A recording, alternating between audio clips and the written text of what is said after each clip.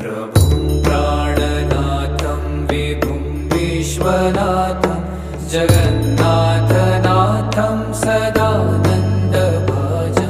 भवद्भव्यभूतेश्वरं भूतनाथं शिवं शङ्करं शम्भुमीशानमीडे।